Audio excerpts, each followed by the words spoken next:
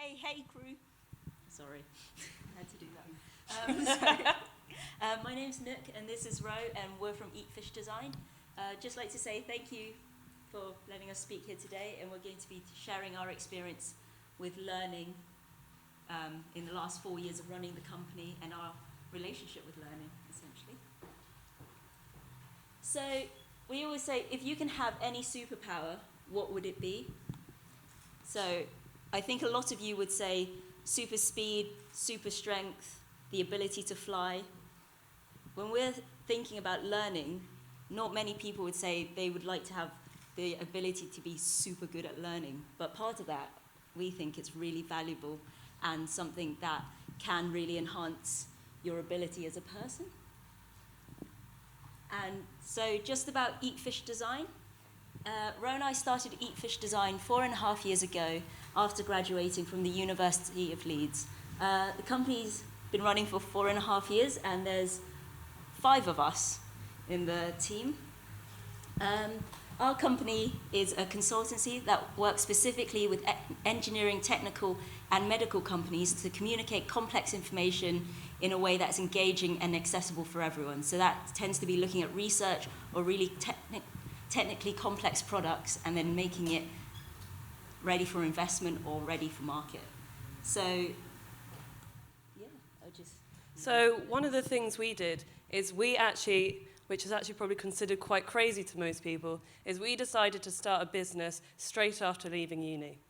So at the end of our time at uni, when we were doing our master's degree, we kind of had some potential clients signed up who really liked the sort of skills we had and the work we were doing. So they kind of said, if we gave you some money, would you do this work? We didn't have jobs. We'd just left university. We weren't sure what to do, and we were getting on great. And we thought, why not? And actually now looking back, we kind of understand a bit why you might not. We didn't know anything about business. We'd never been in a professional environment before, and we're still learning to be adults. So straight after finishing uni, there we were, having to learn everything for ourselves. So when the question is, what do you learn after you graduate? I'm more like, what did we learn before we graduated? Everything we've learned has made such a difference post-learning at uni. So our big thing to take away is to make learning a conscious habit in your personal and professional life. I do understand it's a Thursday evening and we're at the pub, but we are going to give you a dictionary definition of learning. I know, it's a bit sad, isn't it? It's just the way we work. So before we tell you about what we do, learning. So learning is a process of getting an understanding of something by study or by experience. One of the things I really like about this is it says the word process. And if you think about a process, that's kind of like a series of steps you might take to get to one bit to another. A nice thing as well about a process is it can be continuous, you can keep doing it, and also you can keep improving it, which is actually a big theme of ours tonight, so you'll be hearing that a lot. Another important point to note is the difference is you can learn by studying or by experience. So we were on the same course at university, product design, woo-woo. Owen is also a product designer from the course. Yeah, there we go. And when we were on the course, we learned economics, electronics. We also learned about different design theories and how to lay out communication in a sort of way that was easy to understand.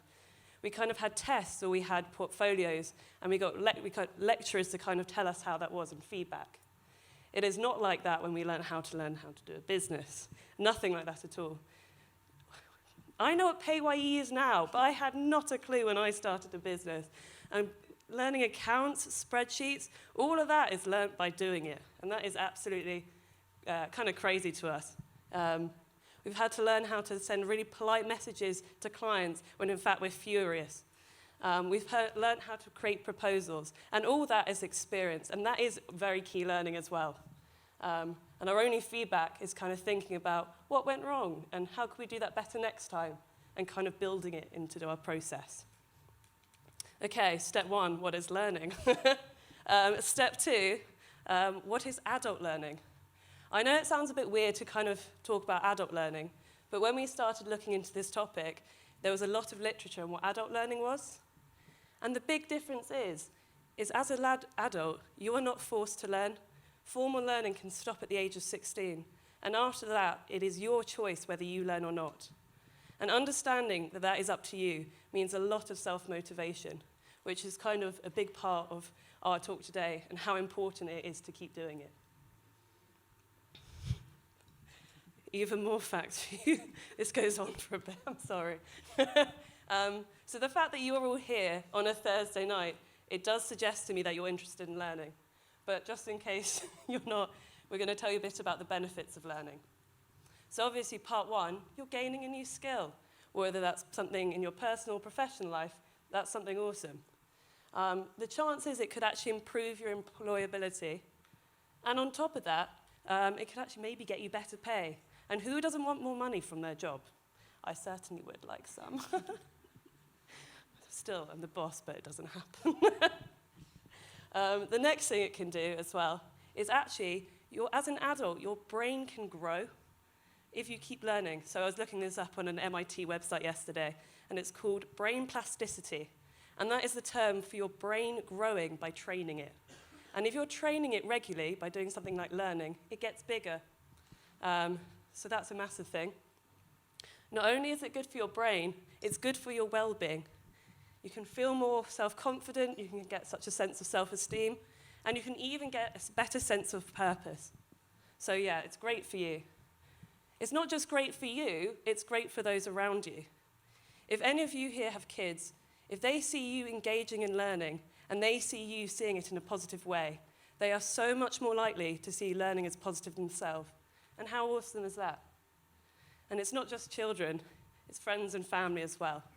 If all my friends in Leeds told me they were joining an adult education class, I 100% would sign up. I don't even know if I'd care what it was, I just want to join them. So it's really good to kind of spread it around. And not only is it good for you, your friends, and your family, it's also good for the UK as a whole. So with technology, so many industries are changing, and it's a very big, important part of many jobs. And so we're living longer, we're working longer, and it's really important for the economy that we kind of keep upskilling our adults and keep progressing in this. So yeah, I said I wouldn't go into it, and I did. That does happen. We've kind of already had this question already, but it was in our kind of script, so we're going to go with it. Can you put your hand up here if you're currently doing any type of learning at the moment? Okay, so congratulations. You're likely in the 37% of people in the UK who are currently learning. So that's just under 40% of adults. Also, this kind of accounts for all adults. So the likelihood of you learning after you graduate just decreases a lot with age. So why are people learning? 3/4 of the people are learning for work or career-related reasons. Although I found this interesting, and not many of you may find it interesting, older respondents were more likely to do it for fun. So take that as you will. And one kind of point here which we just thought was really important to mention is that adults who have come from, there's a big correlation between those who have had an advantaged background and those who will continue learning. In fact, it's kind of true that employers are prioritizing training for those who are most highly qualified. And they've kind of recognized that in these reports and said that is something they want to change. So we're trying to support that as well with this kind of talk. So for us, it's understanding why only 37% of people are only engaged with learning, so adult learning. And it's such a complex situation and issue. And to understand that relationship with learning, there are so many factors that feed into it. There's the resources, the finance, the fact that you don't have time. So people might not prioritize that. But these are just some of the trends that we've noticed. So actually, if you're already engaged in learning now, you're so much more likely to continue learning. Some of the biggest barriers that people identify is actually committing the time to learning outside of work hours or putting the resources aside to commit to learning. And when you look at the statistics of asking people why non-learners aren't learning, 40% of people say there are actually no barriers preventing them. They're just not motivated to learn, which is shocking for us as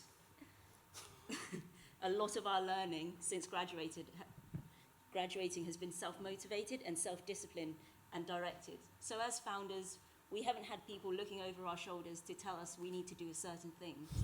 So, like... Yeah, Fridays can be a bit of a mess sometimes in the afternoon when we're tired. So there are no framework or structure there to keep us or push us to learn. But the fact that we're super motivated to learn is like such a beautiful thing. Our saving grace, some might say. And we're continuously pushing ourselves to learn. So, like Rose said, we didn't know how to do accounts and financing at the start. So our goal at the first year was actually just to learn how to do a tax return. And then putting small milestones in, so attending workshops, looking at online tutorials, seeing what free events out there where speakers were talking, free being the optimum word, to give us advice and recommendation. And so we didn't have the luxury of formalizing how we learned. We just knew that we wanted to learn these things, and it would then become a part of how our company ran. So we really saw the value of it.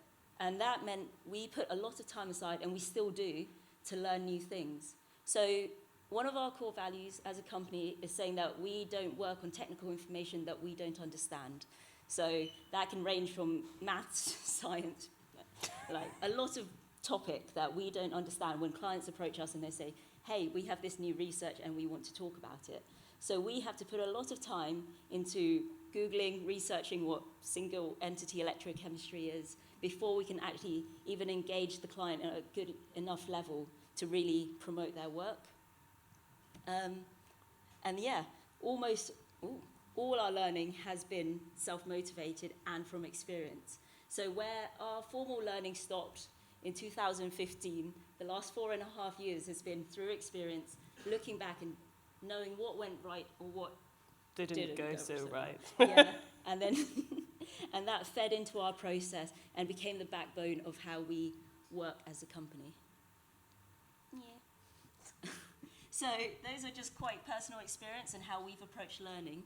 But this is kind of an overview that we think rings true for, or should ring true for a lot of people. So to learn, you should have a process in place to overcome setbacks. I think many founders probably are aware you do get setbacks and you do get knocked back.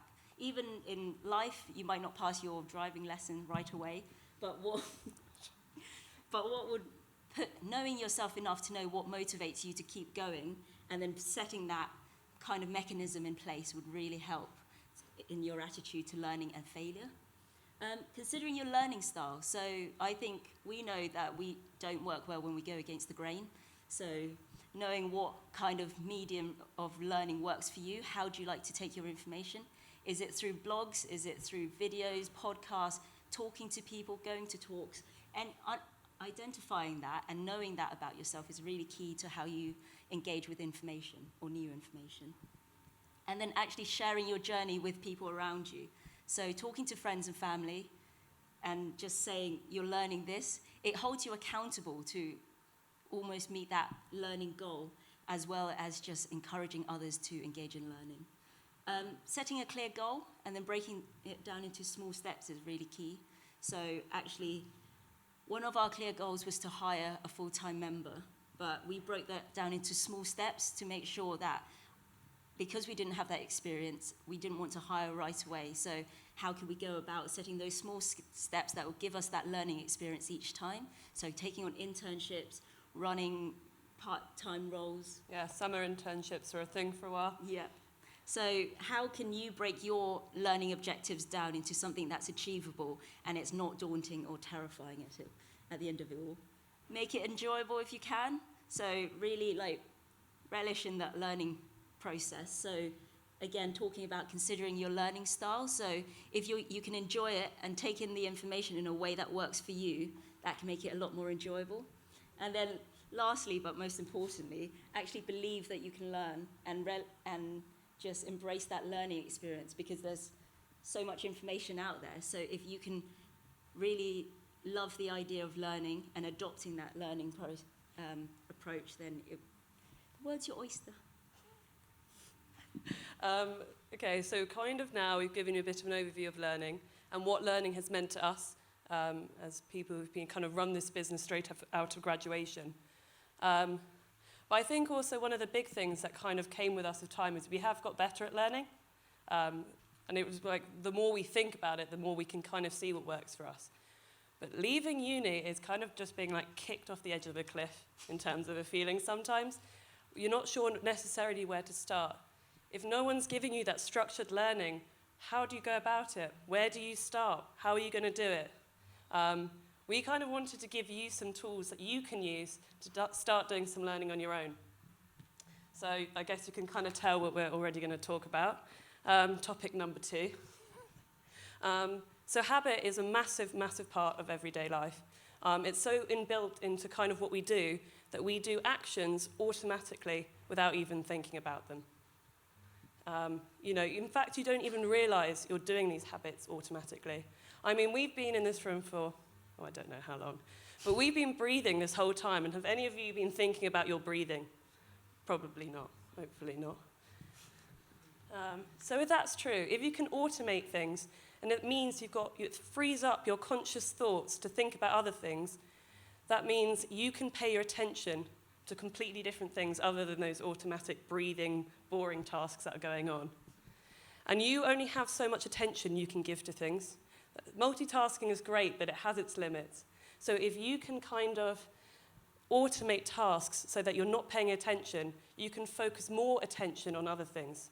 When you first learnt to drive, if you can drive, I mean, I can't, so it's a bit of a silly example for me to give, really. But at the beginning, when you're learning, you're having to think about the mechanics, how are you using that car? And you're not paying a lot of attention necessarily to the road and around you. So the second you can start making it automatic, you have that attention. The point here to make is the fact that if you can do something, or you can do a process, and you can do it well, that you don't need to think about, you can free up your attention for other things, and that is very cool. It means you can build good habits that work for you, and you don't even have to think about doing them. I mean, honestly, for me, this is like a miracle idea. I think the thing to focus on is the fact that you can make these good habits. Psychologists have spent a lot of time looking at this, and they've kind of identified habits in terms of 3 key components. And this is called the habit loop. So you've got your cue, your routine, and your reward. I've gone over this example so many times. So the cue, this is a trigger. So for example, I do my teeth every morning after I go to the bathroom the first time. So for me, the cue to remember to do my teeth is that first time I use the bathroom. I don't have that every time I go to the bathroom, otherwise I'd be brushing my teeth all the time. So the cue is specifically in the morning and the bathroom. So a cue is sometimes more than just one thing you're doing. It's a combination of different things. The routine. This is the part of the action, the automatic part you're doing. For me, it's just brushing my teeth. Most of the time, I'm brushing my teeth. I'm not even thinking about it. I'm probably thinking about the day I'm going to have ahead, maybe what I'm going to be doing during that day. Sometimes if I'm tired, I'm not probably thinking at all. The point here is you can do things and just get on with it. And finally, the reward. This is the little brain boost, the thing that makes you kind of do that routine. This is the part that the positive reinforcement that makes you do it over and over again. So for me, the reward is the feeling of clean teeth, which is quite a nice feeling in the morning. But you can kind of build this up. And I mean, sometimes the reward is the bit that can also make a bad habit. Being in the pub, you're probably thinking, I'd quite like a beer right now. And that's quite an immediate thought, or kind of, I can see you smiling over there. That resonates with you, I can tell. So I find it's quite hard to be in a pub and not have a drink. So yeah, I think the idea is that you have to be careful with the rewards as well, because they can kind of lead you down a tricky path. So not only now are we kind of telling you about habit, we're actually going to give you some tips for designing your own habits.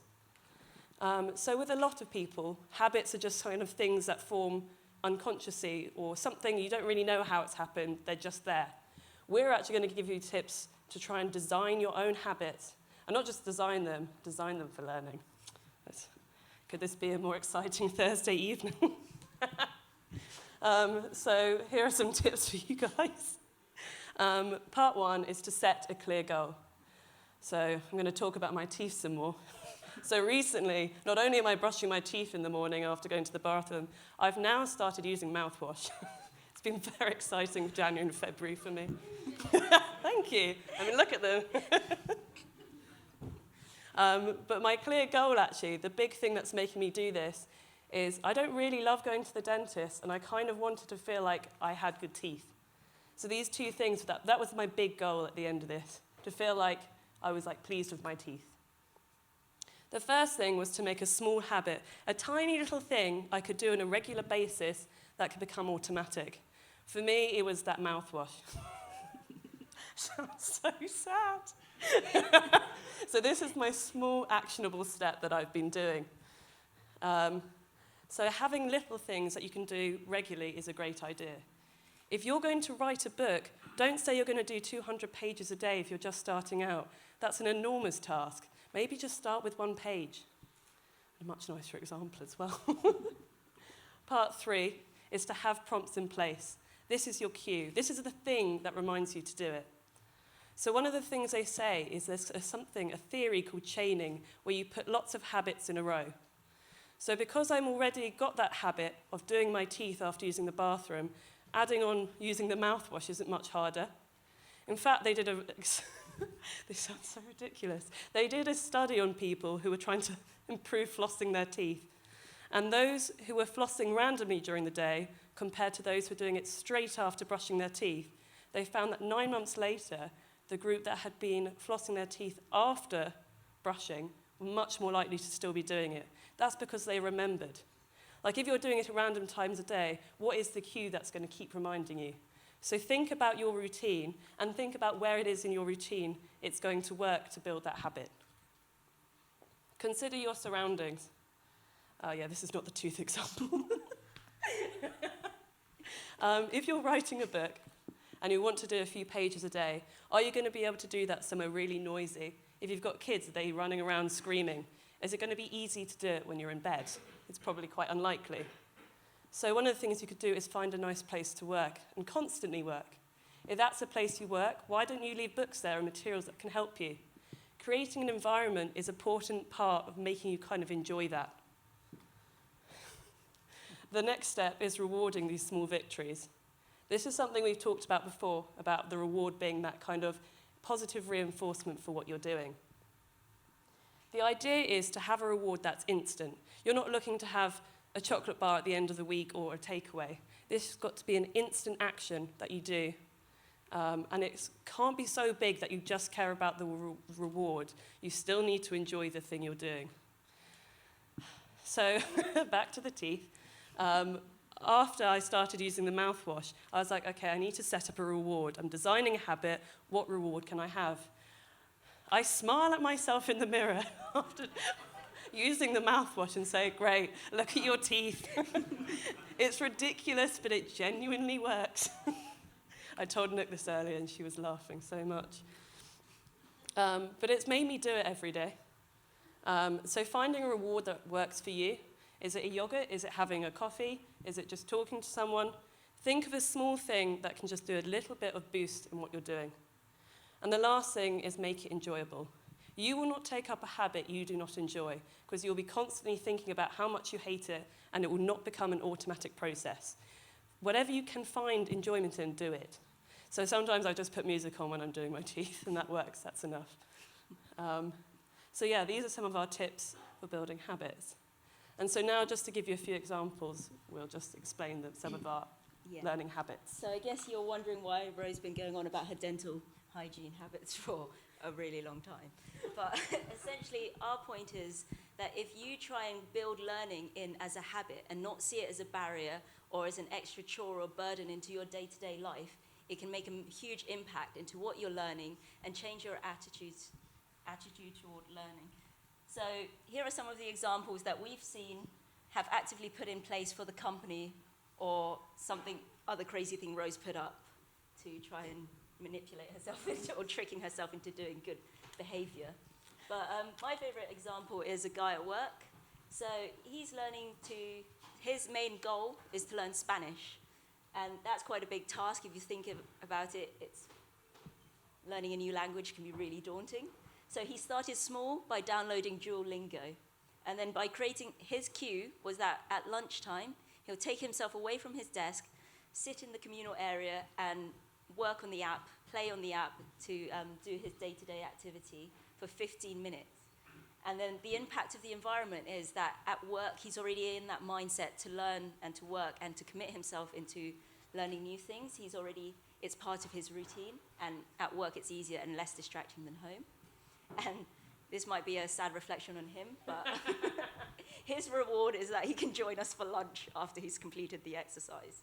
So then he's able to socialize, tell us how far he's gotten into his learning, and finding enjoyment in that task is he'll teach himself a swear word in Spanish for that day. So that is, I think, a really powerful way where you can incorporate and integrate learning into your day-to-day routine without seeing it as a massive burden. Yeah, I'm not going to go into my coffee example. I think you've heard enough about my routines.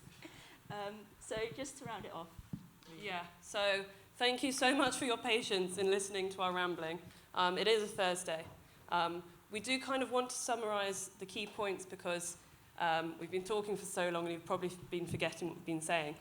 So there's 4 things we really want you to take away from our talk.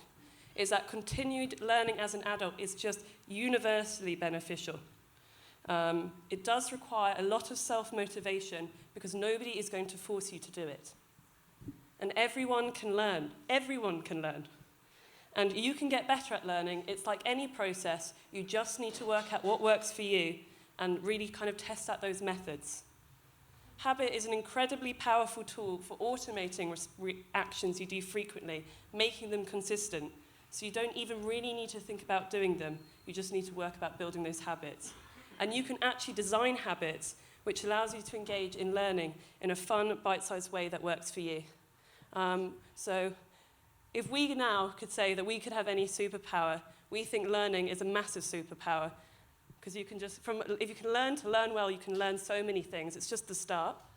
And that's what's really worked for us and given us the confidence to kind of run our business for 4.5 years. So we're EatFishDesign. Thank you so much for listening and taking the time.